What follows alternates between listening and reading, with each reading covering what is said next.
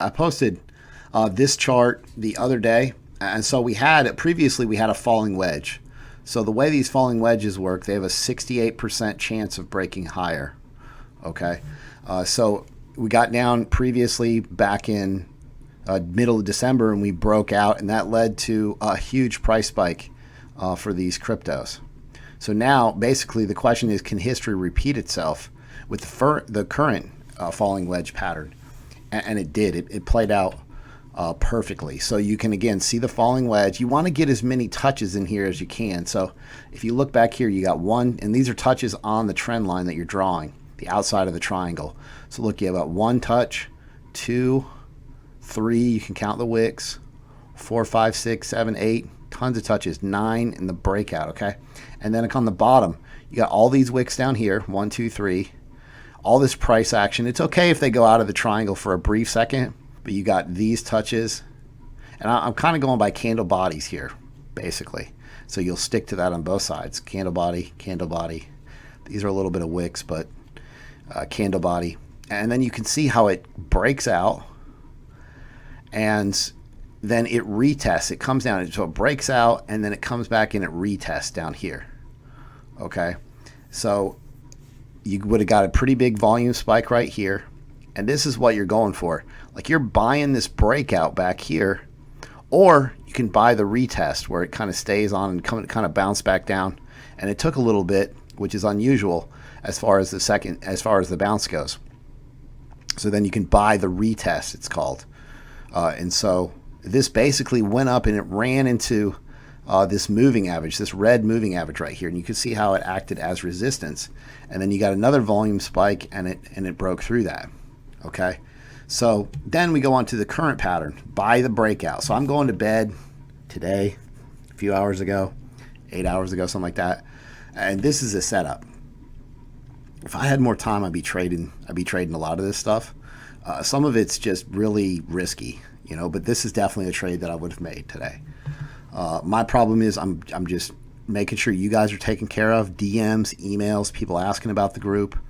It's a lot. It takes a lot of time, and I'm just not able to watch the chart. So I'm looking for some safe, like, midterm setups to come, and we're just not quite there yet. These are so perfect. These are picture perfect patterns. Here you've got your one touch down here, and then you've got a couple touches right here. 1, 2, 3.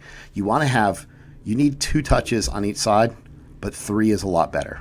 Okay, so 3 really gives you good confirmation of the pattern, and 2 is, you kind of see that the pattern is going to play out after you get 2 touches. So, and then you're basically looking for the 3rd touch on each side. So again, here you got 1, and then probably 2, 3, possibly 4, because these candles keep touching, the wicks keep touching the triangle. So here you got 1, 2, 3, 4, 5, 6, 7, 8. So this is the last chart I posted. Again, buy the breakout, zoomed in, just waiting for a break higher. Now, it could have easily went down and came down here and bounced higher. That's why you don't buy it until it actually breaks out. You got to be there watching the chart. There's a lot of time that goes into trading. Okay, so I need to know, is there anybody that doesn't understand this? So this right here is the breakout. This candle, this green candle right here, closed outside of the triangle. So you need a candle body close outside of the triangle. That's your breakout. Now, you did get a little bit of volume here, but not a whole lot.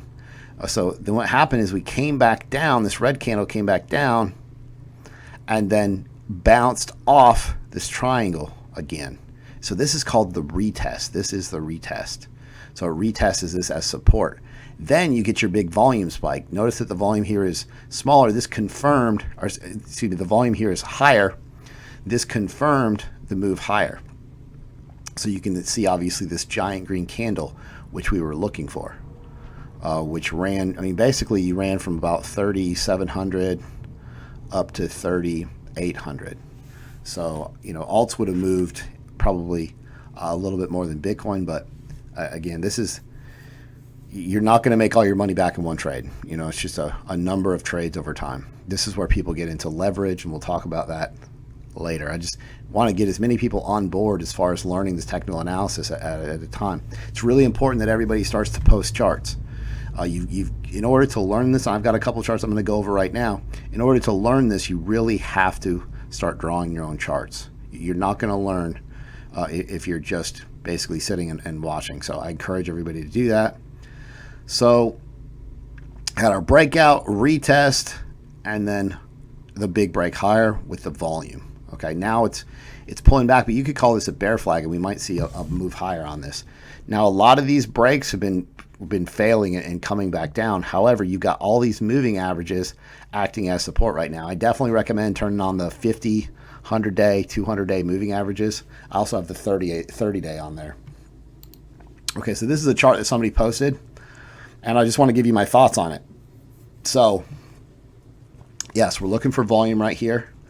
The triangle, I recommend you possibly use a different color, a white or yellow, something that stands out a little bit more, so that you can differentiate. You can see where you're drawing. Sometimes you'll say these charts for a while, and it's just kind of a lot easier to see, in my opinion.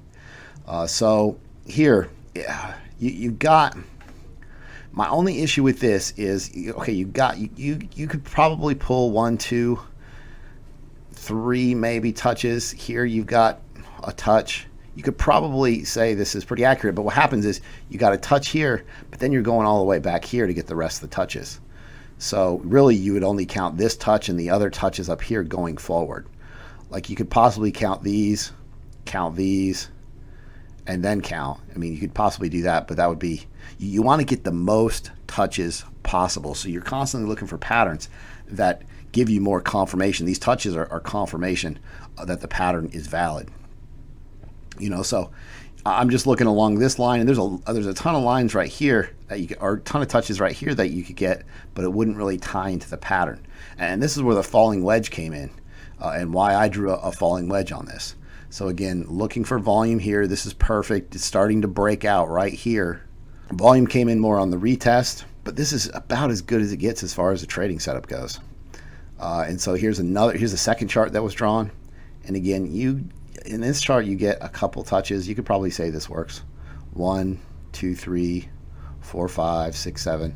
There's a ton of touches right here. So that could work. You could say it's a descending triangle. That works.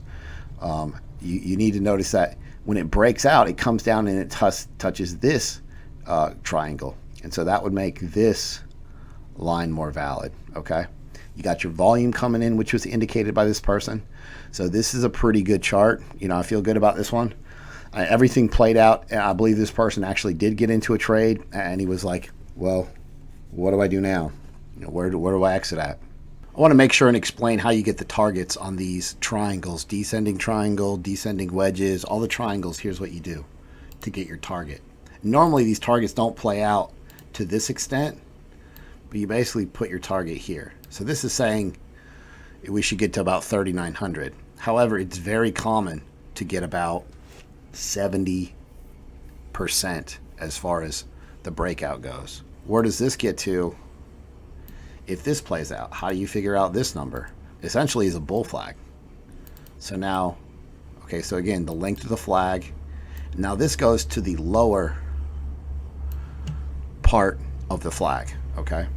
So a lot of times lately, we've been getting these run-ups, and then it just pulls back and gives it all back. Pulls back and gives it all back. That's how you find out the target of the breakout, okay? So again, with the bear flags, the length of the flagpole, then you move it up here and you put it on the bottom area of the flag. With these triangles, you put it on the top of the triangle where the breakout happens. Everybody's so different. Everybody has a different amount of time that they can spend doing this. Put your stop down here below the support, possibly somewhere inside the triangle. So you would have bought here. There'd be a little bit of a loss if we move lower, betting on the fact that it's going to continue higher. Now here's the problem in a bear market, and why it's tough to trade in a bear market, especially under these conditions.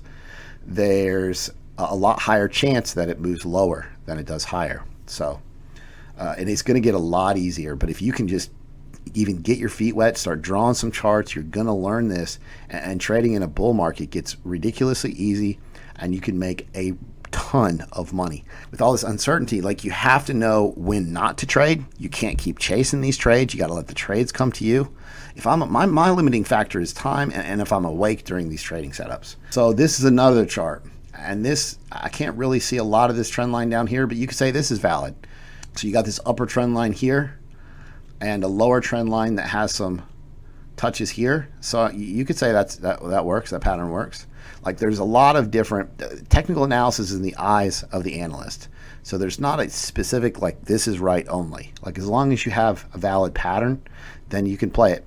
And exactly what happened here, it broke out. The key is you could buy here. You notice how this candle closed. You could buy here. It looks like it got rejected by this upper band of the Bollinger Band, and then it's coming back down. Or you can buy this retest when it comes right back down. So again, good chart. Like, we've got a couple people that have just started charting, and they've been real successful, and it's because they've taken control, and they said, you know what, I'm going to make some charts, and then they send them to me, and I say, hey, here's what I think about this, here's what I think about this, and they improve constantly. And so that's why I encourage everybody to do. This is a triangle, symmetrical triangle pattern, slightly higher chance of breaking out to the upside, real close to a valid pattern. I just like the touches that we can get. You get a lot more touches recent. You want to have the most recent touches. So if you could have this touch, I know obviously you can't, but this touch, if you could have these, it would be better than having these back here, okay, because it's closer to the current time period, okay? Just like if you could have these, it's better than having this, all right? So you basically want to start here and work backwards and get as many touches as you can. And so that's why I went with a falling wedge pattern that would come in right here and come in right here, and it worked perfectly. You know, we also saw that descending triangle work perfectly. We got to practice. We need to do more of this so I can analyze these charts with you guys. I feel like this is what's going to take everybody to the next level. So anybody that's, you know, and there's a lot of people in the group that just want to hodl, and that's totally acceptable. You know, I'll always post my trades when you're ready to make some trades. Obviously, you'll see what I'm doing, and that'll definitely be helpful. Right now, there's a lot of YouTubers that are really good technical analysts, and they're not trading this stuff. You know, they'll call it noise, they'll call it garbage. It's just not worth the risk. If you have $10,000 right now, and you could lose 2,000 of it, if we 10x from here, which we will, that 2,000 that you lost right now in this uncertainty becomes $20,000. It's not worth it. You have to, number one, you have to know when to take a loss. You have to know when to take a loss, and you have to let the trades come to you. Don't chase green candles. Sell the tops, take profits.